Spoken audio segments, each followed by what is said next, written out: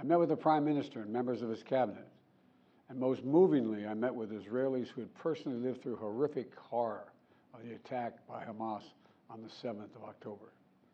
More than 1,300 people slaughtered in Israel, including at least 32 American citizens. Scores of innocents, from infants to the elderly grandparents, Israelis, Americans taken hostage. As I told the families of Americans being held captive by Hamas, we're pursuing every avenue to bring their loved ones home. As president, there is no higher priority for me than the safety of Americans held hostage. The terrorist group Hamas unleashed pure, unadulterated evil in the world. But sadly, the Jewish people know perhaps better than anyone that there is no limit to the depravity of people when they want to inflict pain on others. In Israel, I saw people who are strong, determined, resilient, and also angry, in shock and in deep, deep pain. I also spoke with President Abbas, the Palestinian Authority, and reiterated that the United States remains committed to the Palestinian people's right to dignity and to self-determination. The actions of Hamas terrorists don't take that right away.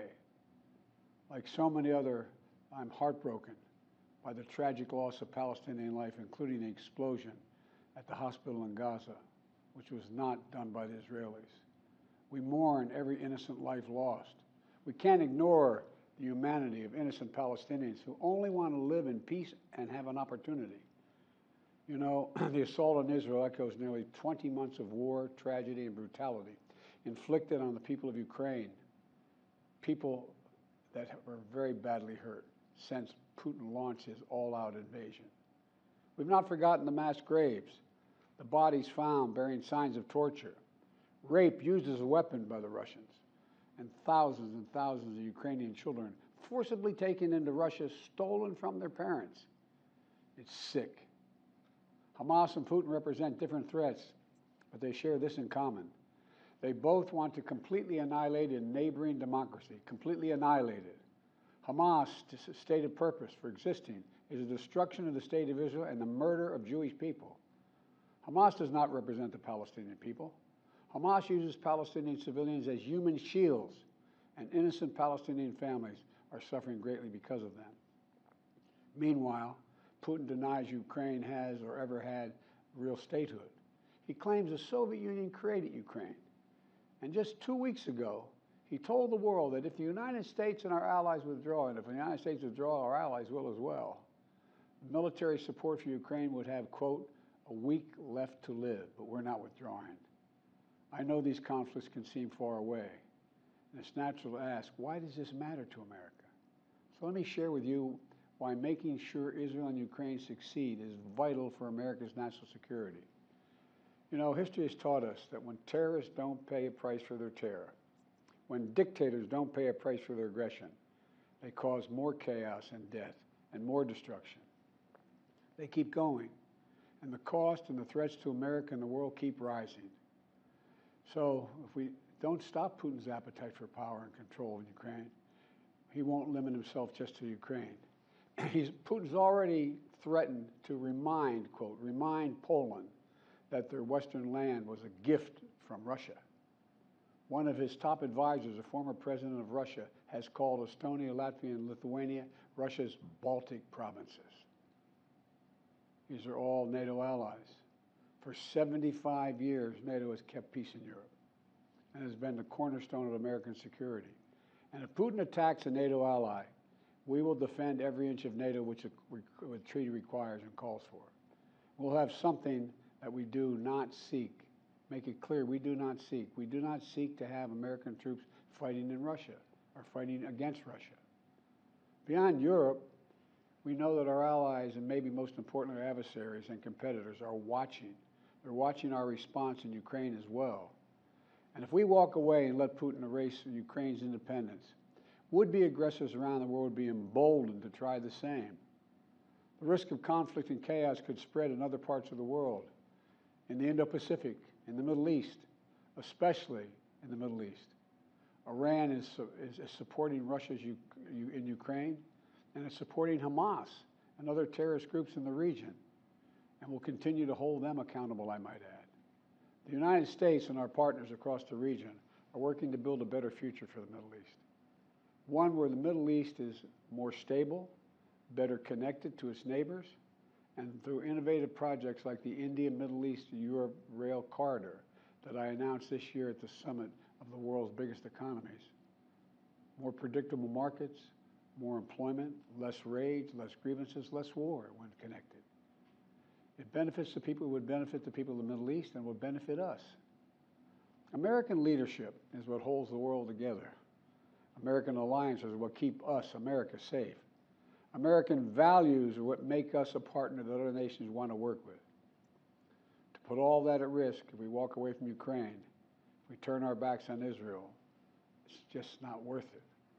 That's why tomorrow I'm going to send to Congress an urgent budget request to fund America's national security needs, to support our critical partners, including Israel and Ukraine.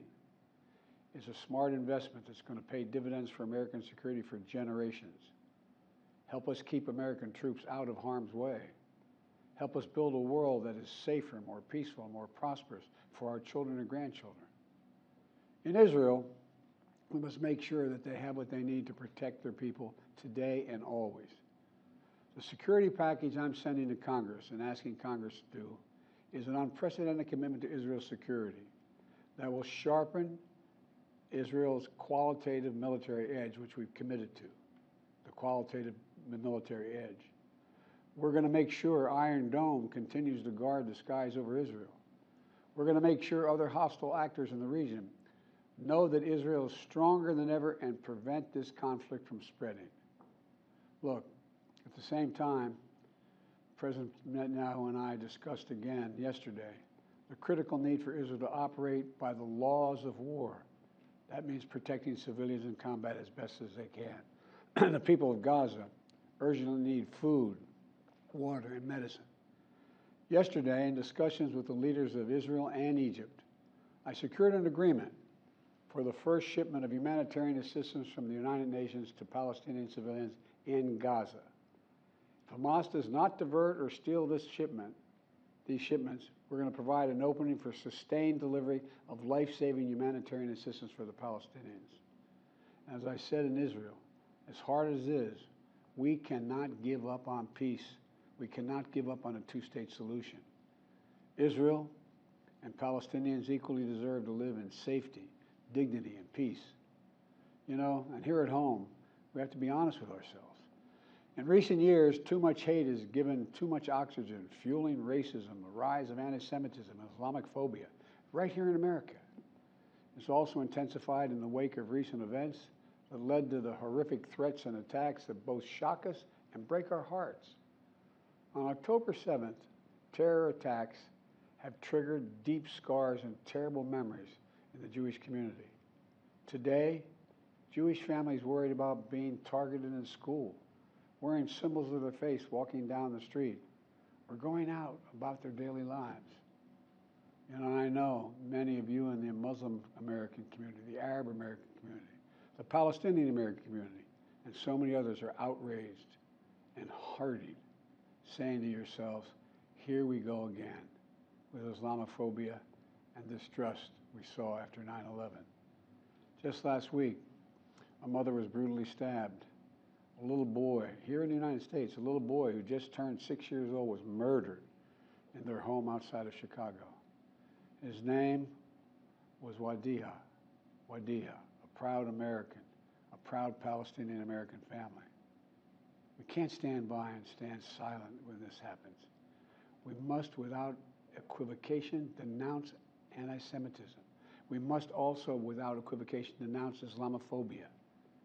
And to all you hurting, those of you hurting, I want you to know I see you. You belong. And I want to say this to you. You're all America. You're all America. This is in a moment, you know, in moments like these, when fear and suspicion, anger and rage run hard, that we have to work harder than ever to hold on to the values that make us who we are. We're a nation of religious freedom, freedom of expression. We all have a right to debate and disagree without fear of being targeted in schools or workplaces or in our communities. We must renounce violence and vitriol. See each other not as enemies, but as fellow Americans.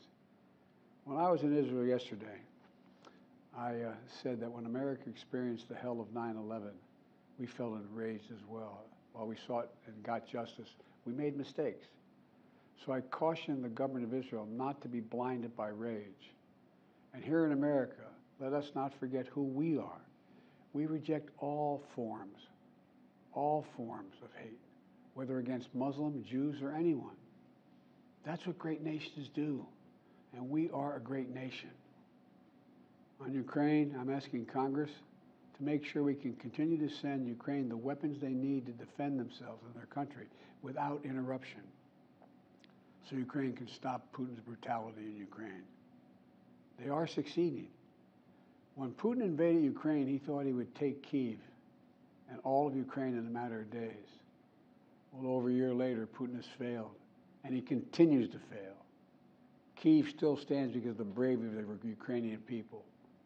Ukraine has regained more than 50% of the territory Russian troops once occupied, backed by U.S.-led coalition of more than 50 countries around the world, all doing its part to support Kyiv. What would happen if we walked away?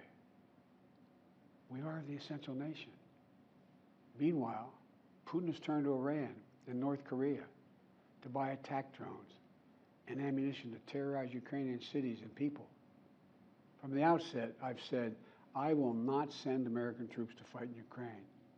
All Ukraine is asking for is help, for the weapons, munitions, the capacity, the capability to push invading Russian forces off their land, and the air defense systems to shoot down Russian missiles before they destroy Ukrainian cities. Let me be clear about something.